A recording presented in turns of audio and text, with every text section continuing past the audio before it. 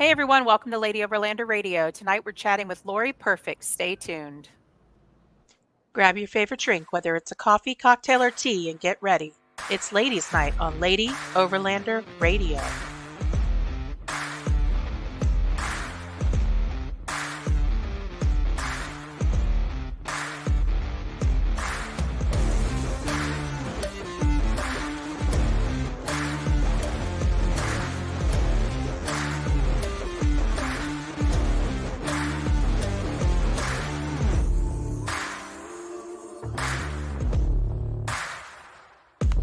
The Lady Overlander Radio podcast is sponsored by Frontrunner Outfitters, Midland Radio, Go Treads, Sport Keg, CB Adventure Supply, Adventure Trail Outfitters, Overland Spices, and the More Expo. Hey Arla, hey girl, hey. Hey girl, hey. I missed you. You missed me? I missed you. Yeah. Boo. Mountain West wasn't the same without you. Of course not. Indiana wasn't the same without you. It was still fun though, but I'm not going to lie. But I did miss you very much. It looked like there might have been some rain. I saw somebody's feet in the water. Yeah, it was raining, and then it was sunny, and then it was cold, and then it was hot. You know, Colorado. And it was windy. And windy, yeah. All the things. Looked like a good turnout though. Yes, we did. We had a great turnout for the Ladies Overland Lounge. We did several different classes, everything from finding locations to trail wrenching for women. Tara did that class, which was awesome. Solo female travel tips, all different kinds of stuff. It was a really good time, and we had a really good turnout. And in 2 weeks, we'll be up in Idaho for the Teton Overland Show. And woo, puppy dog. That wasn't me, just for the record. Hey, Dylan. Told you, Dylan. Sorry. That's all good. I got a jungle here. I got a zoo here. My dog's at my feet right now, so we're good. Yeah, Lori's in Costa Rica, so she's got a whole jungle around her right now. So she's house sitting and puppy sitting and kitty cat sitting and parrot sitting and I'm sure all kinds of other critter sittings. Pool sitting. Howler monkeys outside all the time. Oh, nice. Yeah. Very cool. Yeah, so we have Teton Overland Show, and then I just talked to Chris Holloway from More Expo. He also does Big Iron Overland Rally. We got some classes scheduled for that at the end of the month, at the end of September. And then Expo East. Yep. And then you'll be doing Rendezvous in the Ozarks. Yep. And I think that's it for the season. I hope. And who knows?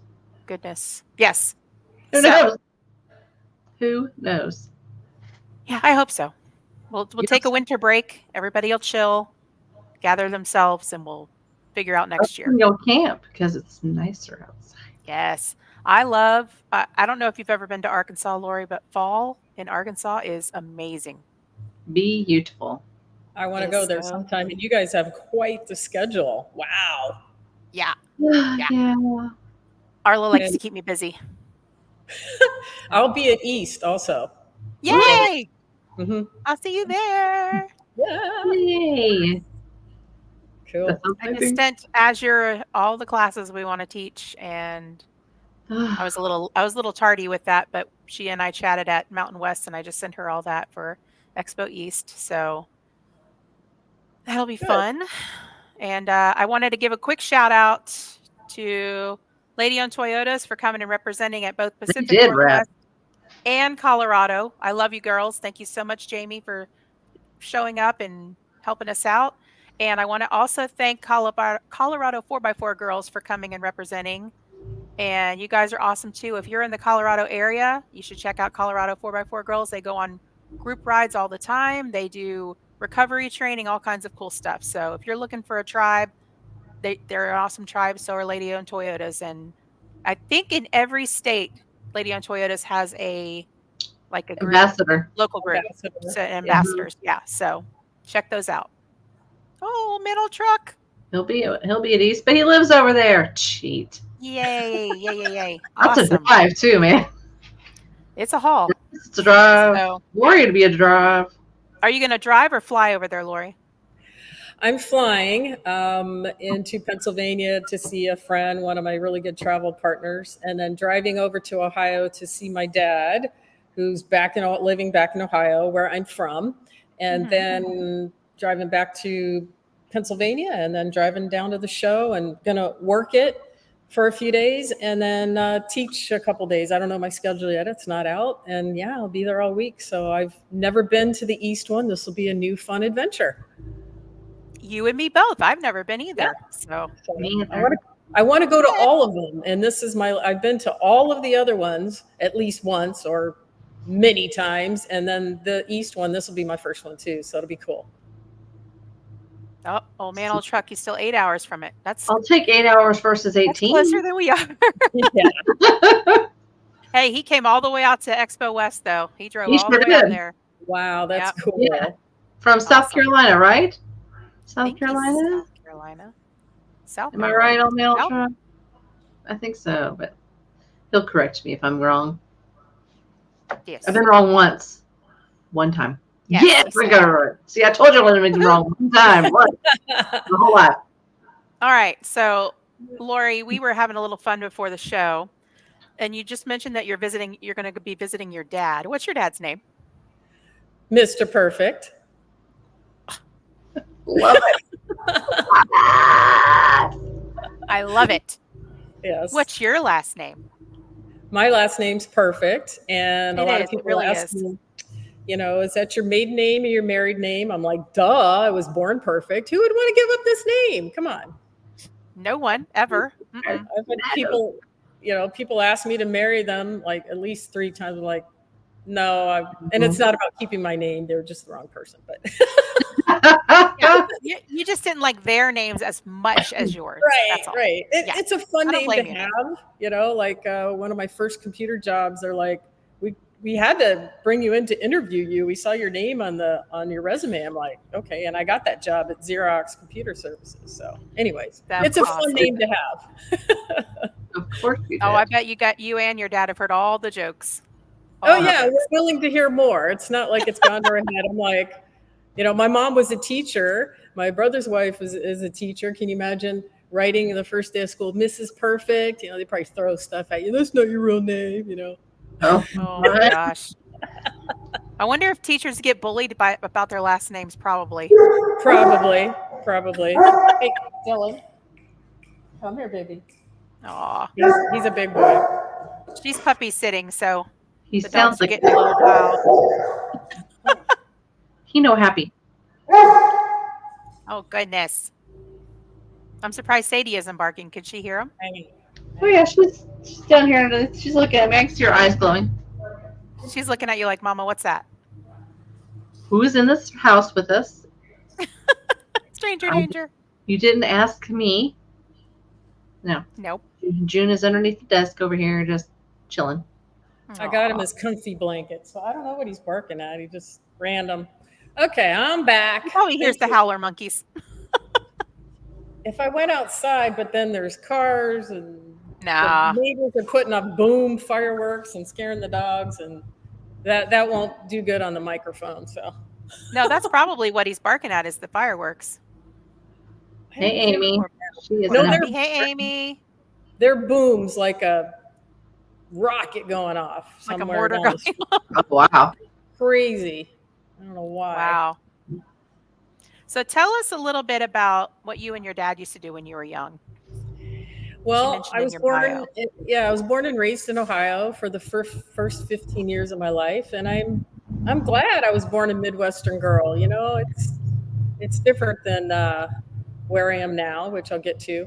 But we grew up riding mini bikes and dirt bikes. We always had motorcycles and went down to my uncle's farm in southern Indiana, which is now a ski slope place, perfect north slopes. But we grew up in that farm and run around dirt biking, and my dad had a Manx copy. So we had a yellow fiberglass body dune buggy like the old Manx, and we always had Volkswagens. So great memories, So I'm an off-road girl, outdoor girl, tomboy, grew up a tomboy and playing in the dirt and all that stuff. And we moved to California when I was literally on my 15th birthday in a plane. and lived in the Mojave Desert. So we had Baja bugs. I had a 66 street bug and a 1964 orange Baja bug with the white fenders. And so my dad kept my brother and I in Volkswagens, which was cheap for the parents, right? Cheaper insurance back in the day. And we rode all over the desert. And one time I remember we were leaving our house going down to Disneyland because a relative was in town, and we went past the desert and we're like, what is that? And it was an off-road race. What? That's crazy. We got into off-road racing in 1979, 1980, and my brother's still doing that. My dad built engines, and I've pitted and been in pit crews and rode and all kinds of crazy off-road stuff in Arizona, Nevada, California, Baja.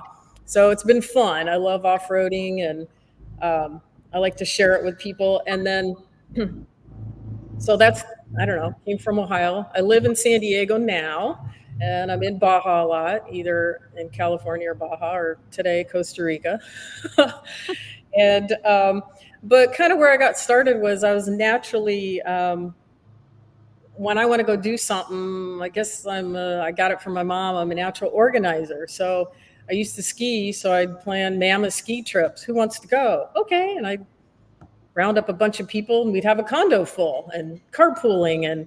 And then, hey, we want to go to see the races in Nevada or Arizona or California. Who wants to go check out the races? Okay. So I was always kind of naturally organizing people, getting people together to go do fun stuff. And then my boyfriend at the time and I went down, I think it was 1985, to one of the Baja 500 race. His brother and my brother were racing in class 9, I believe.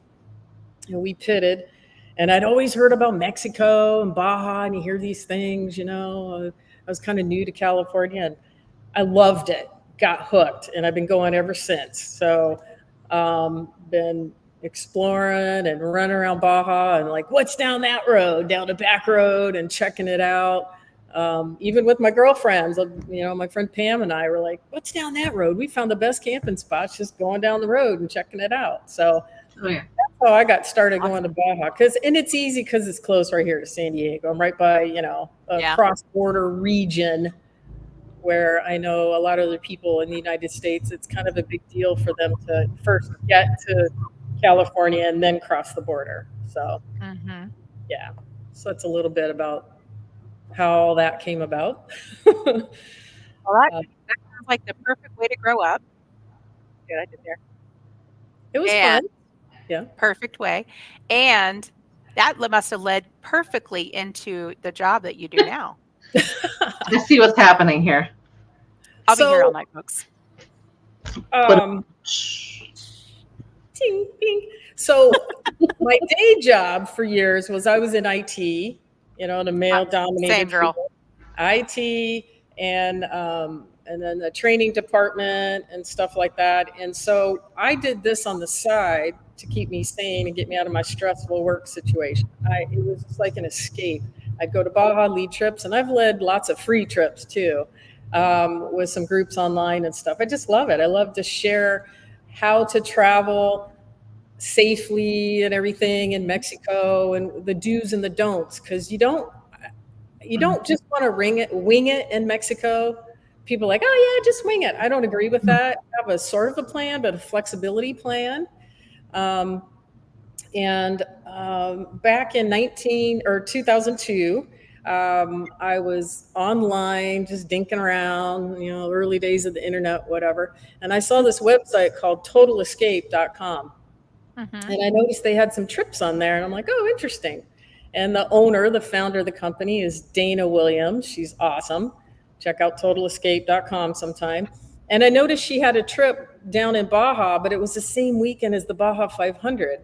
And I thought, well, if she's doing like a nice, quiet camping trip, that's not the time to go. If you're into off-road and all the hoopla, it's great. But if you're not into that, it's really hectic and there's a lot of people. So I reached out to her and I said, I don't know if you know, but your trip on there is the same weekend as the Baja 500. Just want to let you know, there's going to be tons of people in Ensenada and may or may not be the timing. She goes, oh, thanks, and moved her trip date. So we started emailing over a year and found out we were kind of kindred spirits and loved the outdoors and camping. And she was running, trips in California, and she's a California camping expert.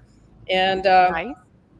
and then I started leading trips for her in Southern California and Baja, and then she moved to Northern, and she did Northern California. So I did that while I was working full time.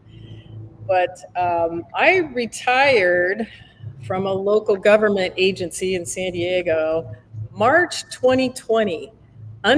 Unbeknownst to me, what craziness was coming with COVID, right?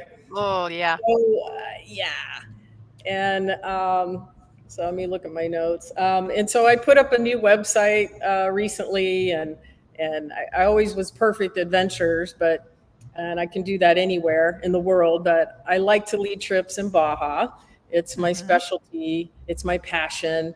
I like to see the aha, like, wow, that was really cool. We climbed up this little crevice and saw some cool petroglyphs, and just the off-roading and the beautiful scenery that's down there. It's very unique.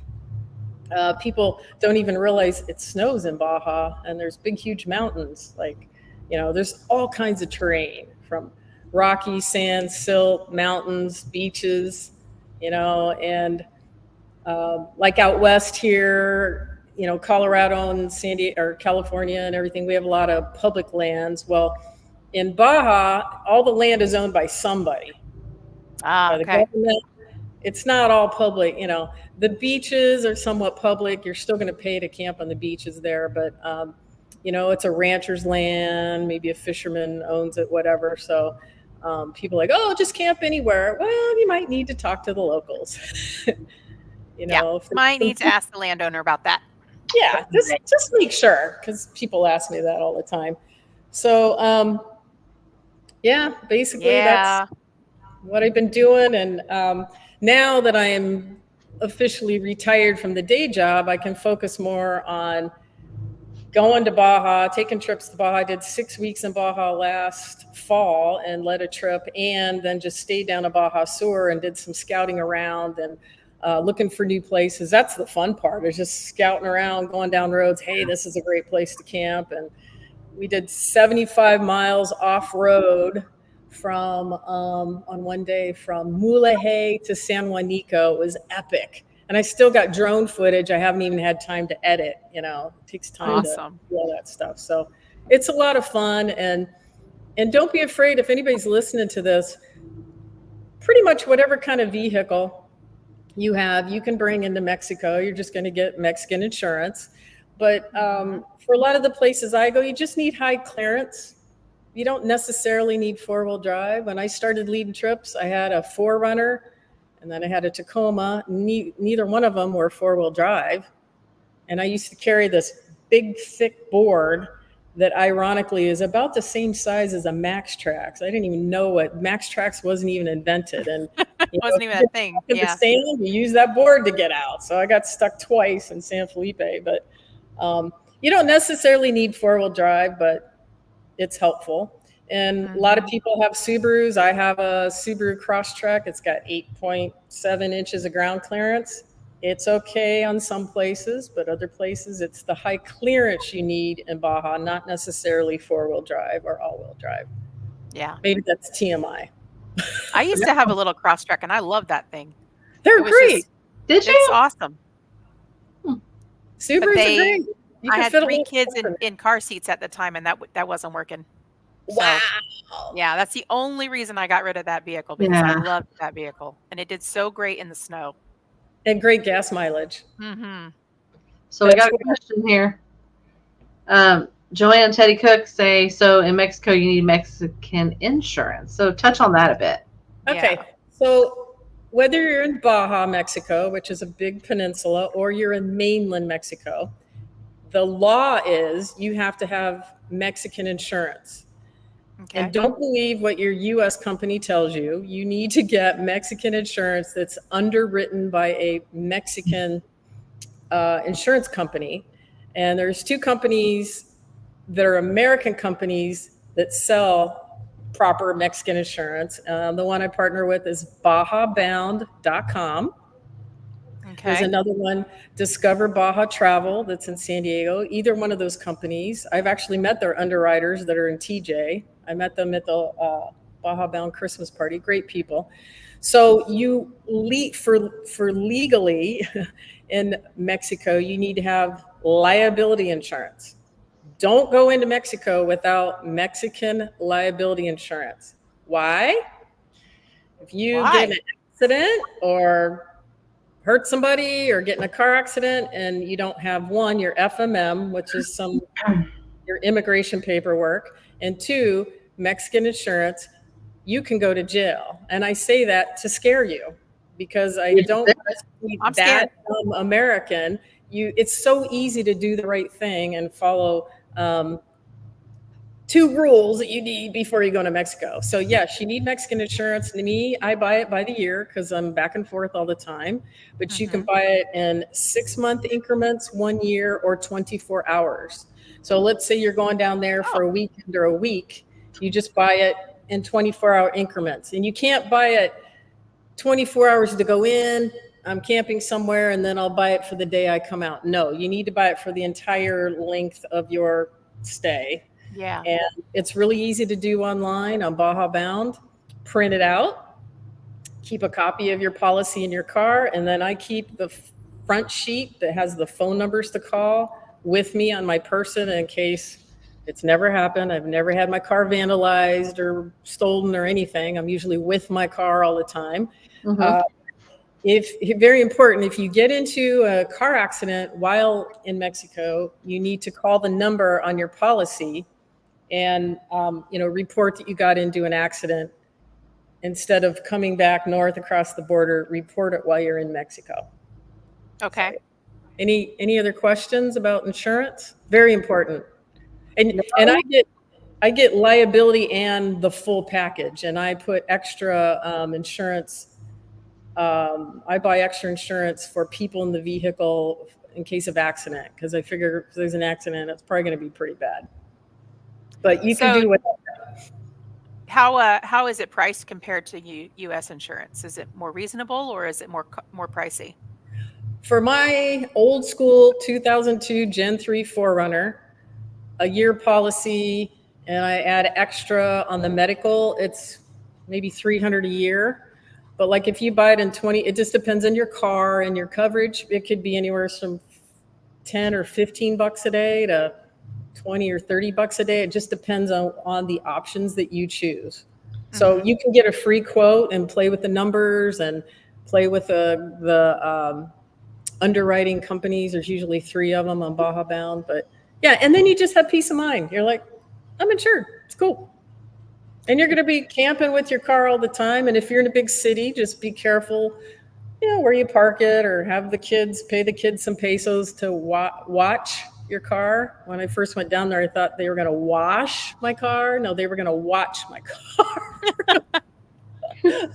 All right. That's funny. Yeah. So in addition to the insurance, I know there was 2 other things I'd like you to talk about. One being the tip, what a tip is. Okay, a TIP, a temporary import permit. You do not need that anywhere on the Baja Peninsula. Okay. And if you look at the map, you don't need it over to Rocky Point, Puerto Penasco. But there's a certain point when you cross down into the state of Sonora, more in mainland Mexico, you need a TIP. And you can do part of it online. I've got some FAQs on my website, or Baja Bound has a very good know before you know page. And I have not done a TIP yet, but I will for my January trip. Ask me about my January trip later. That's a whole nother story. So prepping for that right now. So you get a TIP on your RV, your truck, your trailer, whatever vehicle, if you're going into mainland. Now, a lot of people ask me, hey, I just want to do the Baja Peninsula for a couple weeks or months or whatever. And I want to go down to La Paz and take the ferry over to the mainland. There's only one ferry running right now. It goes from La Paz to Mazatlan. And I just did that March 2022. I went from Mazatlan to La Paz in a Jeep. and I thought it was pricey. But even if you forget to get your TIP at the border, you can get it at the ferry station, Okay. office. So that's kind of a newer thing in the last few years. So don't freak out, don't stress about it. And they're going to weigh your vehicle. It's done by weight. Sorry, guys. Leave all the heavy stuff at home. And then they're going to, I don't need that. I don't need this. Yeah. So anyways, you're going to pay for the TIP and a deposit. I think you can pay in cash or credit card, save all your receipts. Very important. If you're driving through mainland Mexico to Guatemala or Belize, you have to close out your TIP, right? So you enter, get your TIP in mainland Mexico. When you exit, get all your stamps, turn it back in. When you come back north into Mexico, you got to do your TIP thing over again. And then when you close out your TIP on your vehicle, you get your deposit back. It could be $400 or $500.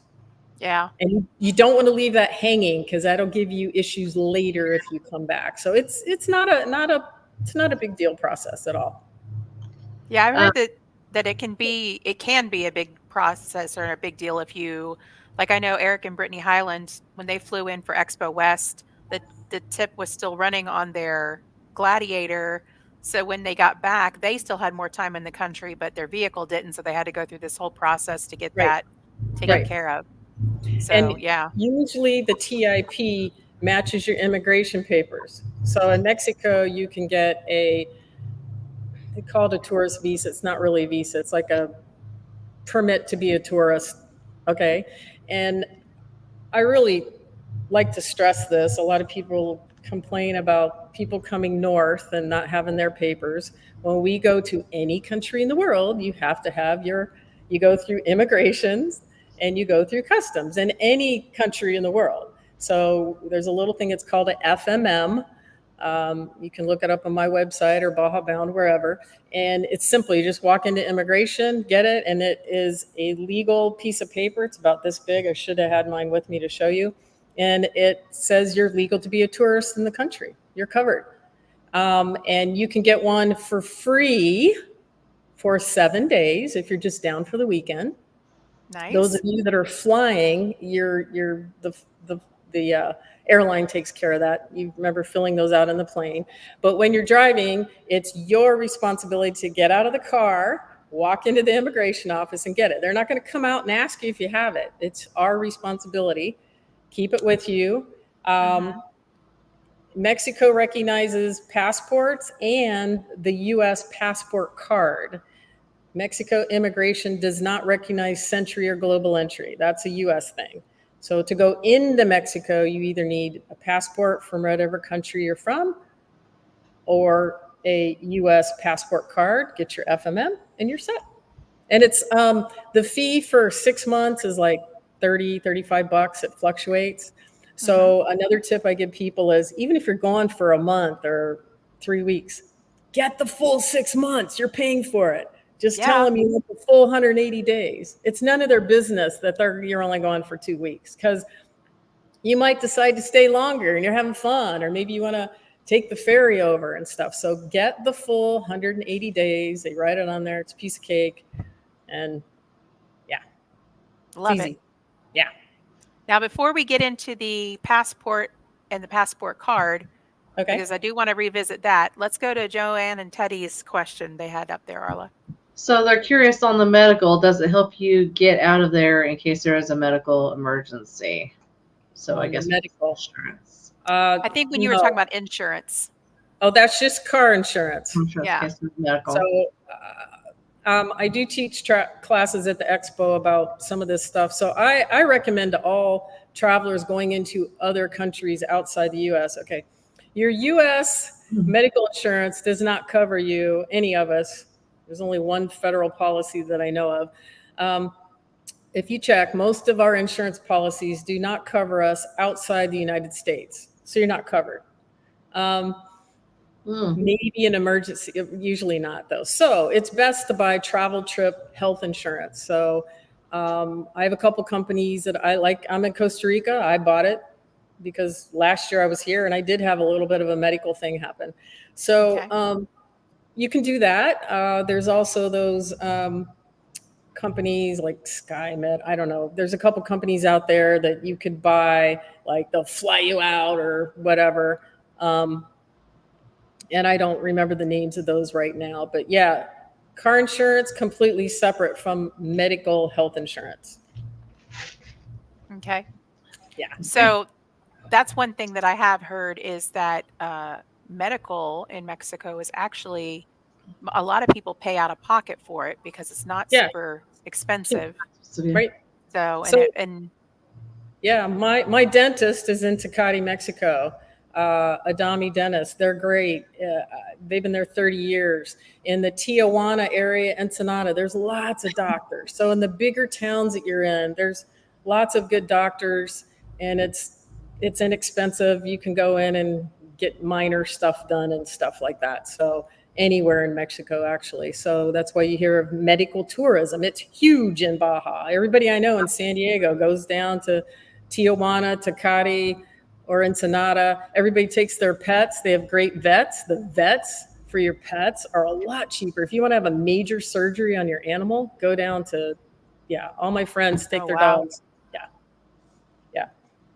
So just do your research, or I know a few places I can recommend and stuff. So, but yeah, it's cheaper, much cheaper than the US. That's true. that's awesome. Yeah. So, okay. So let's roll into the passport versus a passport card. Let's talk about that. Okay. Talk about that a little bit before the show, but. So obviously people around the world, when you want to travel, you have a passport from your own country. In the US, yes, we must have a US passport to travel to all countries outside the US, I think. We were talking earlier about passports and passport renewals. And so when I hear people talk about that, and I used to talk to people at my day job a lot, they'd come and talk to me all the time. What do you know about this? I always highly recommend, if you're going to get a new passport, Arla, or renew your passport, Misty. Both you girls, I'm going to help you work on this. Go ahead and do, and people who are listening, you don't have to go to a place, and you can do all this yourself, except for your first time. You have to go show your face the first time. But you don't need to pay any agency to do this, okay? You can go to the State Department's website, download or fill out the PDF online, and then print it. And check the box to get a passport card. There are two different documents. Your passport has a certain number on it, and your passport card has a certain number on it. Passport, you can fly anywhere in the world on a plane. That's what it's for. The passport card has multiple uses. Mexican immigration recognizes it to go south into Mexico. It's great. You don't have to bring your passport.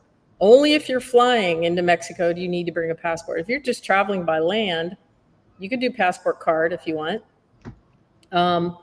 And you're going to get your immigration papers there in Baja with that. The other cool thing in the States is, you know how they've been pressuring everybody to get these state IDs on your driver's license or whatever it is. Real ID? Mm-hmm. Real ID, thank you. Well, I'm not doing that in California because I talked to an investigator that used to work at DMV and multiple databases and security issues. Sorry, true.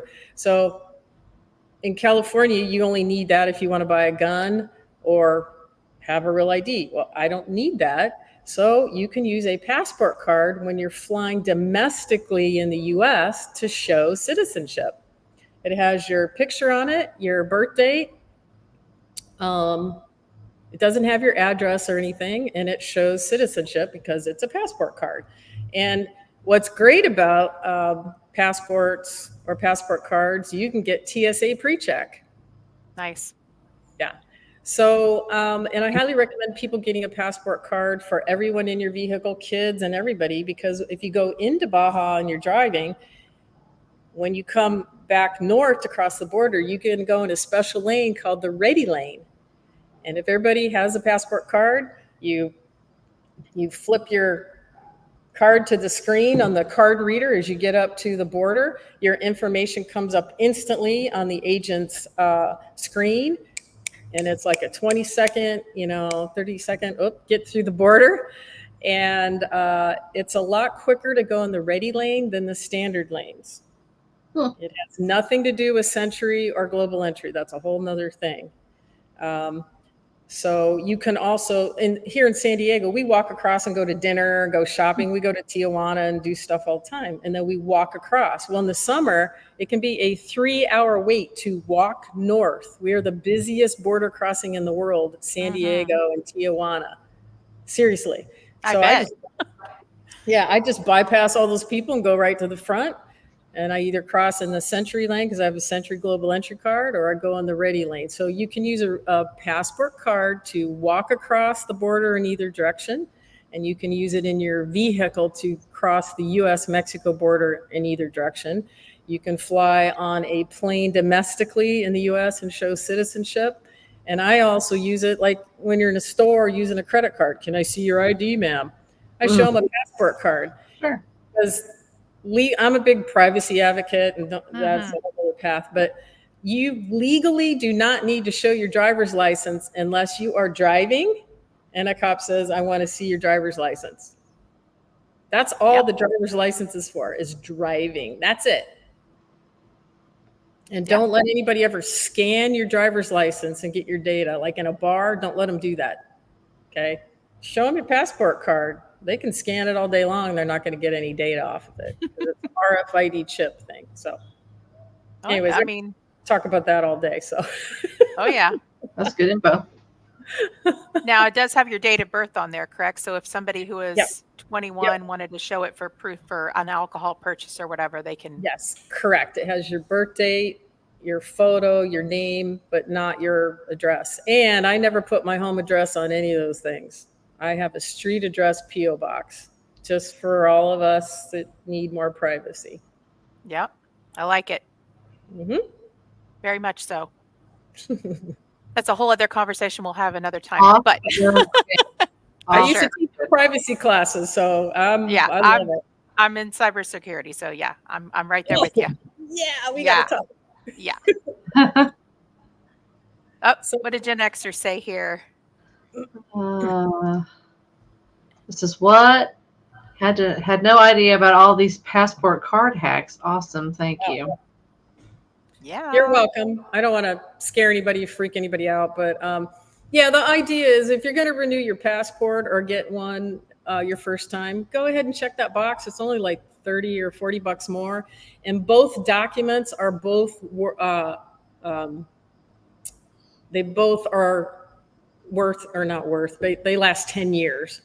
Okay. So I was one of the first people to get the passport card. Mine has a different expiration date than my passport. So always and I just renewed my passport early because I need it next spring. And it took 3 months to renew my passport. That's the standard time, but now it's taking longer. So if you think you have an international trip coming up, just get it in there now. Yeah, we'll be getting mine renewed and the kids their first passports. And then when my husband gets back from India at the end of October, beginning of November, we'll have to renew his because it will be within the 6 months from expiration by that point. So there'll be a lot of passport things happening. Yep. And for those of you, that may already have a passport, here's a little tip. Let's say you already have a passport and you're hearing this or learning about, I want to get a passport card. There's a little trick. I don't know why the State Department does this. You have to time it when you don't need your passport. You fill out the application for a new passport card, and you have to send that and your check, money order, and your passport into the State Department. You're like, what? Yeah. And they're going to look at your passport and mail it back pretty quick, actually. And then they're going to take a couple months to process your application for the passport card. Don't panic. Just do it during a time you don't need your passport. So that's why I tell people if you're renewing or getting a new one, just do it then. It's so much easier. Just get them at the same time. Yeah. That's a good tip. Pro tip. That is the perfect tip. Pro tip. Ladies. So ask me more. What else you want to ask me? I can let's see. What do you got, Arla? You got Getting any? to know you, Getting getting to to know all about you. How about some of my places in Baja? Favorite places in Baja? Ooh, will you tell us? Yes. All right. I'll share some Everybody, of. cover your ears. Cervezas. Okay, get a pen and Cervezas. pencil. I got my notes here. One of my favorite places is Bahia Concepcion, Bay of Conception, and it's down in Baja Sur. There's 2 states in Mexico. Baja, which is the north state. It's not Norte. It's just Baja is in the north, and Baja Sur is the southern state. Okay. And down in Baja Sur is this place on the Gulf. It's the Gulf of California. People also call it the Sea of Cortez, but Cortez was a bad guy, so I try not to use that name. It's Gulf of California. And Sea of the Big Jerk. Yeah. The Sea of the Big Jerk. Sea of Big Jerk. And you can camp all around there, and some places will have a little small fee, and there's some pit toilets and stuff like that, but beautiful, great. In the morning, it's glassy for kayaking and fishing and stand-up boards. Oh my gosh, doggies going in it's lovely. Let's go. I'm ready. I'm going down in October. Another place, if you like mountains, Baja, Mexico, actually all of Mexico has some really good national parks. People don't know this. I didn't even know this for a long time. I'm like, what do you mean national parks? I didn't know Baja. Yeah, Baja has some wonderful national parks, even in the northern part. And you can get there pretty easily. Laguna Hansen. My favorite is San Pedro Martir. San Pedro Martir is about a 5-hour drive south of the U.S.-Mexico border. And I take people up to 9,000 feet. We camp at about 8,200 feet, and there's hikes, and you can go on an observatory tour. It's awesome. And you can see El Diablo Mountain across the way. It's the tallest mountain. It's 10,000 feet. Baja has, mountains, and it can snow up there. So don't go in the winter unless you like snow. Yeah. Don't go in the winter unless you like snow. I like snow. Yeah. I don't like to camp in snow. I like to play in the snow, but not camp in the snow. Yeah. I like to camp in the snow as long as I can keep myself warm. I got to layer up and because camping in the snow is beautiful, but not in a blizzard. Like just when there's snow on the ground.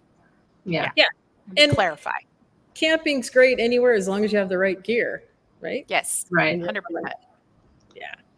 Another town that I like is La Paz and Los Barriles down south. Love those towns. There's a couple good campgrounds there that I like because, you can do your laundry and all that kind of stuff. But those are 2 other great places. But Baja overall has lots of off-roading. I take people to the Baja 500 race, and after the race, then we go on the race course, and then they can say, oh, we were on the Baja 500 or Baja 1000 race course. And they'll see parts of it isn't that rough, and parts of it, we don't go on the super rough stuff. We don't need to have our daily drivers get stuck. Yeah.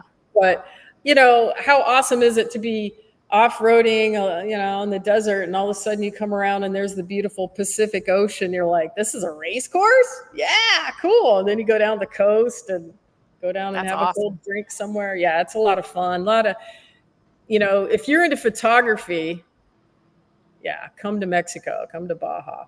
I'm a photographer and a drone pilot. If you are a drone pilot, just know, check the drone laws. No foreigner is allowed to fly drones in Mexico unless you're a Mexican citizen. Now, have I done it? Yes, in remote areas where there's nobody. I'm not going to do it in a town or something because they might want to confiscate your drone or, but most people won't bother you. Just be mindful of that. But if you have a Mexican citizen drone pilot with you, you are allowed to fly drones. So okay, because everyone asked me about the drone stuff. So right on. Yeah. What else? Any other questions? Let's see. I did have one, but let me look here. What's your favorite place to eat down in Baja? Oh, There's so many. The fish tacos are fabulous. I always talk about going on a fish taco run. If you're in Loretto, El Rey, so it's EL space REY, El Rey Taco, right around the corner from the Mission. That one's good. There's so many good restaurants. That's what I've heard. So I was like, I guess you won't be able to pick one. Yeah, and I love Mexican food, so it's different than Costa Rican food down here, that's for sure. But yeah. Same. And what's great is sometimes if you're camping along the beaches, along the playas and stuff, especially Bahia Concepcion, the vendors will come up. Excuse me. The vendors will come up in their little cars or little Corollas. And in the back, they have coolers full of fresh fish and shrimp, and you can buy it from them and make fish tacos right on the beach. They'll come by with souvenirs and rugs. And there's the lady that comes from Mulegé. I think it's Juanita. She's got bread, from her bakery that she makes, and tamales. And so you could just sit there on the beach and they'll come around. What do you want? There's even a guy that'll bring you water. The pizza guy comes on Wednesdays. And on Wednesdays, the farmer dude shows up and he literally writes down your fresh food, fresh veggies and fruit that you want, and then he delivers it to you on the beach on Friday. Yes. You don't have to go anywhere. Do it. Yes. You had me at pizza guy. Yeah, you had me at Wednesday. And what's great about that is Wednesday. Yeah, and you're keeping the locals employed. They're doing a service. Yeah, that's really cool. There's a guy that brings juice, fresh squeezed orange juice. It's like, then you can have your vodka and orange juice on the beach or whatever you want, So it's really cool. And some places just know the vendors are coming up because they're trying to make a living and feed their kids and stuff too. So they're not annoying to me. Now down in Cabo, you're sitting on the beach. That's kind of annoying, but I don't know. When I'm in Baja, most other places in Baja, it's fun to talk to them, and they're practicing their English and you're practicing your Spanish and you become friends. And it's probably fairly cheap, right? I mean, the food.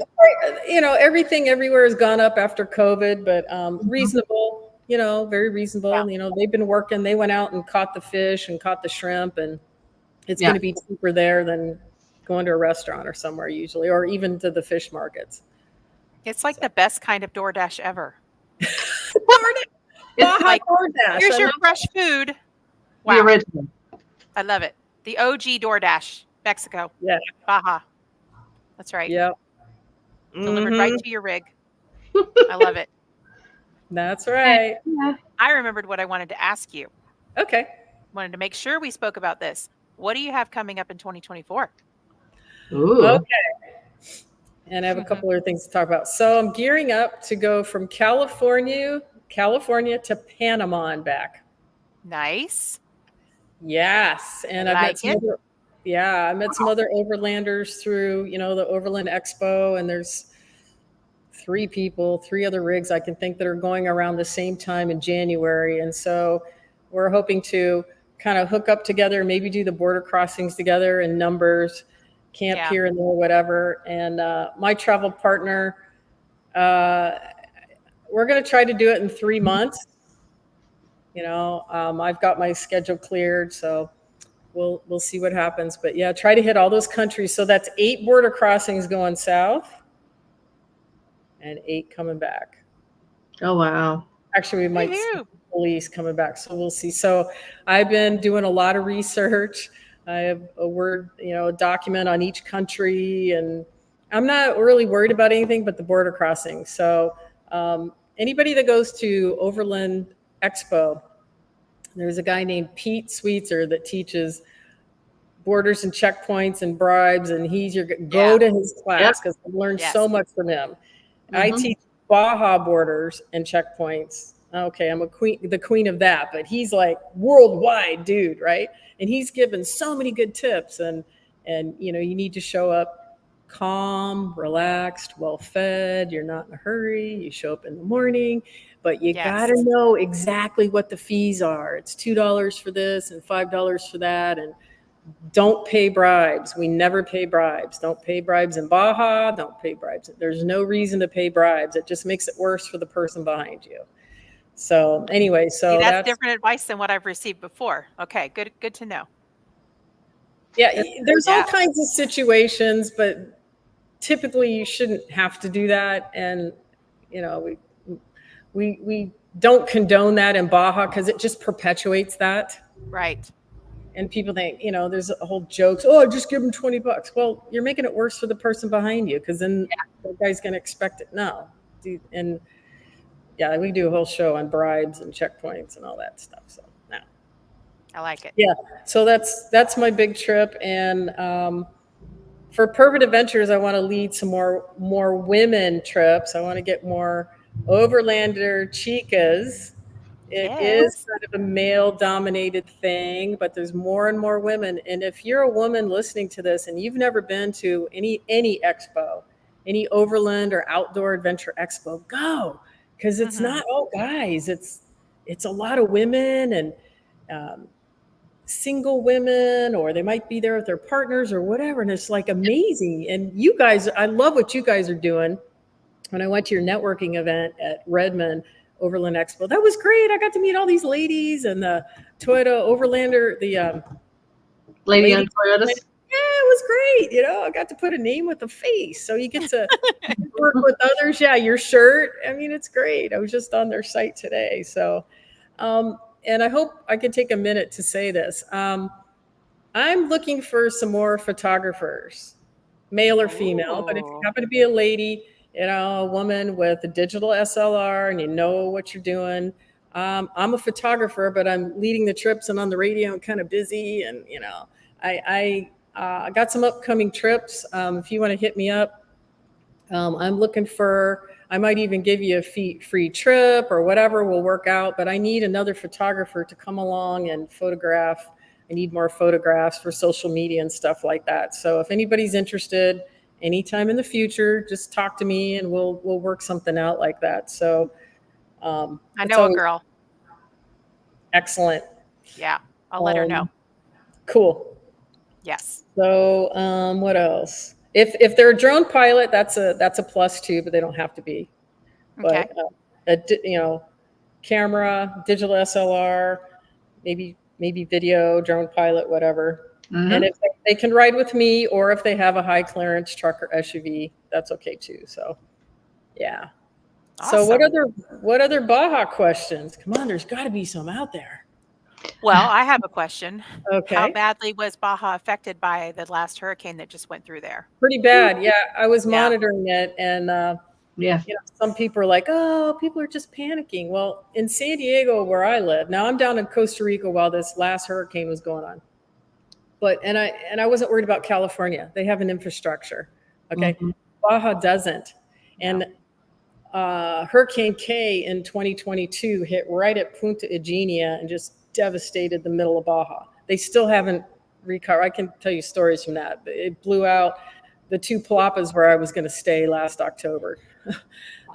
So this hurricane, it didn't hit as a Category 4, but it was still spinning around, and it still hit Baja and went straight up Ensenada. And so there's a lot of flooding. If you're on Facebook Talk Baja group, they have a road conditions kind of sidebar thing, and where they allow people that are actually on the ground, not rumors, but people that are actually on the ground to post photographs. And I've seen, like, right before Santa Rosalita, the road's out on Highway 5, and I'm going down that way in October, but they'll figure it out. So, you know, we needed people to kind of stay off the roads and let the emergency crews get in there. A lot of flooding and damage and stuff. And, you know, but it's crazy that it came up all the way to, you know, to Death Valley and Palm Springs. I know. Storms and stuff like that. But yeah, I have friends all over Baja, so I've been contacting them, and they're like, okay, and their houses are okay, most of them. But it's like getting a year's worth of rain in the desert in a few hours, and flash flooding, and it doesn't work. It doesn't absorb.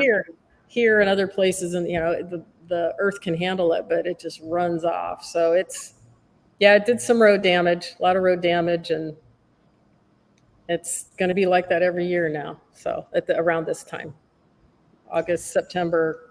Yep. Yeah. My parents are in Florida near the Gulf Coast, Yeah. and so they just dealt with that a whole situation last night, as a matter of Wow. fact. So They're doing yeah, okay. they're doing good. They have power, but they are just, I mean, not even an hour south of where Perry is and Cedar Key and all of that, where the eye Wow. came through. So there's a Wow. lot of coastal flooding, a lot of flooding right now. Citrus So County. yeah, Citrus County is where my parents live, and I saw flooding yeah, there. These storms are getting more frequent and very strong. very strong. We always used to hear some little hurricane stuff down in Baja or Mexico, but it's just getting more intense every year. And I got to see it really firsthand October 2022. I mean, even the road to Bay of LA, it was still, the hurricane happened in September. We went in October. It's washed out again. So it's just, yeah. So, and why that's a big deal is certain places in Baja, like Bay of LA, they can't get the fuel trucks in. So then there's no fuel. Like just a couple of days ago, there was no fuel in Bay of LA. That means they can't get food. And so it is important to have that infrastructure of the road system, because there's not very many roads in Baja. A lot of dirt roads, but not too many highways. Yeah. It's crazy. These storms are super powerful now. I mean, I don't know. It's just scary. Yeah. Yeah. I don't even like seeing the pictures. Yeah. So. Yeah. And so there are resources. Like I don't travel in Baja like right now, like September 1, it's super hot, not on the Pacific side, but and so there's certain times of the year that I'm leading and running trips and that I like to go down to Baja. Like mid-October to December is perfect weather. It's less wind. A lot of snowbirds go down and live in Baja or in Mexico from, say, Thanksgiving all the way to March. But San Felipe can actually be pretty cold in January. One time I was there and it was down to like 35 degrees. It's like, what? Yeah. So is it hard to find camping in the winter then? Or is it still okay? Still okay. Yeah. Nice. And if you're unsure, just go to designated camping places. Some people won't agree with me on this, but from what I know and talking to locals, from Tijuana all the way to El Rosario, which is 6 hours south of the border, I wouldn't camp, especially me, a woman by myself. Do not camp by yourself on the Pacific side. That's where all the drug running and all this stuff's going on. Now, if you're with a group and you got several rigs and there's certain places you want to go and certain places you don't. If you have a question, contact me. I'll give you some great places. I'll give you one right now. 5 hours south of the border, there's a surf hostel. My buddy Richard owns it. It's called Cuatro Casas, which means 4 houses. Cuatro Casas. It's near a little village called San Telmo. You can look them up. It's a hostel. You can stay in the hostel. They have private rooms, dorm rooms, but you can camp out front on this property. You're going to be totally safe. You can surf. There's a nice south swell there. You can off-road in the area. That is a perfect place for beginning overlanders. I take people there all the time. They love it because you got a baños, you got a bathroom, and you can camp. Love it. And it's up on a cliff. Yeah. Great.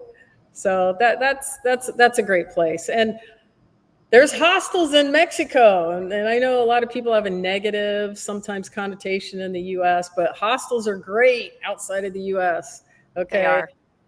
You can get private rooms. I've stayed in hostels in Costa Rica, Mexico, and New Zealand, and they're great, and they're cheap and cheerful, but this one's great, Cuatro Casas, because you can camp out front and still have access to a bathroom. And tell Richard I sent you, so he knows me. So. Richard. I'm gonna take all you ladies there. Yeah, he's an American. He's been down there over 30 years, and he owns a place.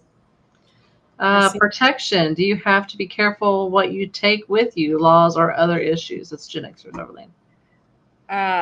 Okay, I'm going to take that a couple different. Protection, like guns and weapons. Okay, we all know, hopefully you know, you can't take any ammunition, any guns, Nope. and big knives into Mexico. Don't do it. You don't need it. Don't do it. If you're going to take a fillet knife for fishing, sure. Hide it really well. Protection. What was the other thing? Oh, a couple things you can't bring. A lot of overlanders have all this stuff on the outside of their vehicles, right? Propane and the gas tanks and all that. Yeah. Don't have gas in your extra gas tanks hanging on the outside of your rig. In fact, empty that. Yep. Empty that gas tank and put it inside your car. You probably won't use it, but if you are in a remote area of Baja or Mexico, then go to the gas station and get it filled, okay? But you can't cross the U.S.-Mexico border. Even all of us that race off-road, you can't have big 50-gallon drums of trick racing fuel. There's a whole thing about fuel. If they see that, they're going to be like, pull you over to secondary. Yeah, no. I have never been hassled about propane, but I have propane in the vehicle. So maybe just don't have your propane tank hanging on the outside of the vehicle. Put it in the car. I've never had a problem bringing it in. Other people have, and even if there was a problem, there's tons of propane places to get your propane filled. But no, I bring full propane. No weapons, no guns. There's probably other things I'm forgetting. You can bring your dog.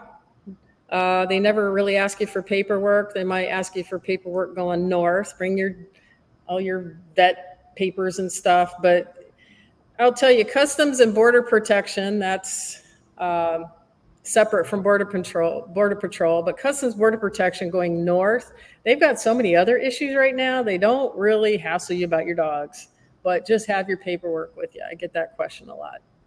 Yeah. They've got enough to do right now. They got lots to do. Yes, they're very busy. Good advice. Oh, yeah. Yeah. Stuff protection. So what would you recommend for safety then? Obviously, you can't bring a firearm or knives or things like that in a foreign country. I think pretty much every country except for the United States. So what would you do to protect yourself? What do you recommend? I've never had an issue. I think if you got to get that close to somebody and have a fight, or I don't have anything physical, I've never encountered that. So I don't even worry about that. What I would bring is I have a Garmin InReach Mini 2. It's a satellite communicator, or Zoleo, or one of those. Have one of those, and if you're in a place that something's going down, some major stuff, or it's never happened to me, maybe there's a fight or you hear a gunshot or something's going on, you can hit that button and the cavalry will come. Yeah. Other than that, I don't have any weapons, or I don't have a need to have any of that. I don't ever feel unsafe. I feel safer in most places in Baja than I do in San Diego. True story. They're stealing cars in my neighborhood. I can't even park my 4Runner where I live. I have to park it somewhere else. Oh. That's craziness. It's safer in Baja with me than it is where I live. Yeah. So, but anyways, I don't ever feel threatened. Or you'll find that the Mexican folks that live there are the kindest, people. And like if I'm driving down a dirt road and I see a farmer, and by the way, if you're driving down a dirt road, don't go 60 miles an hour past somebody's house. Slow down. You don't want to dust them out. Yeah. And I just wave and hola, and everybody's friendly, because guess what? I can go down that road and break down, and they probably saw me and a couple girls in the car, or even if it's me and a guy, it doesn't matter. Yep. If they're coming back home to their farm or their ranch, and I was friendly on the way in, and they're coming back out or whatever, they might stop and help me change my tire or something. True. My friend Pam and I were down in, I think it was Punta China area, anyways, south of Ensenada. And we stopped, I forget whose rig we were in. It doesn't matter. And we were just airing up our tires because we'd been off road. Just two girls. We kind of look the same, brown hair, whatever.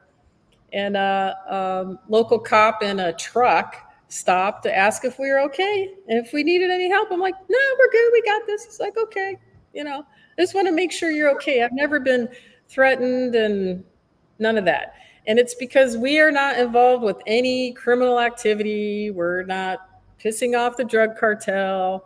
Yes, they're there, but drug cartel are not typically not targeting tourists or Americans. They don't want that press.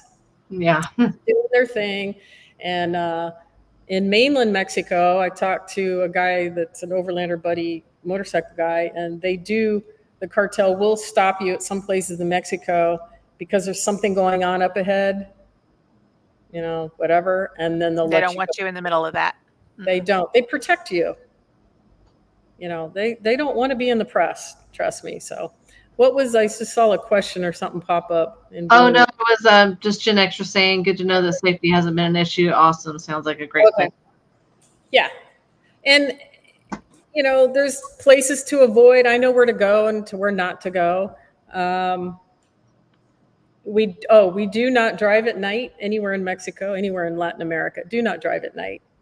Like Brittany and Eric Highlander, they always say they try to get to camp by 3:00. Yep. If the vibe is good, great. If not, then they can change. Well, just remember when you're driving in Baja and it's February, dark is at 4:30 in the afternoon. Oh, yeah. So you have to plan. That's why I say don't wing it. Just know, hey, if we're going all the way to Mojave is 750 miles south of the border. So you got to plan. You got to plan where to stop your day a little bit and make it to camp early. Maybe the place is closed. Did you check ahead? Did you, So I always have, especially when I'm leading trips and even when I'm not, I know where I'm going and I got to back up to the backup. And it happened last year on a trip. We went to Gonzaga Bay and we got a bad vibe at this one place. And I had two other places in my mind and we went to the other place. It was great. So perfect. If you're doing research and going on your own, just have some places picked out and get there early. Do not drive at night in Baja. And it's not about crazy people on the street. It's about the animals, the potholes, and the road conditions. And there's no cell service between big towns. There's no 911. Okay. So if a cow comes up and you hit it, you're done.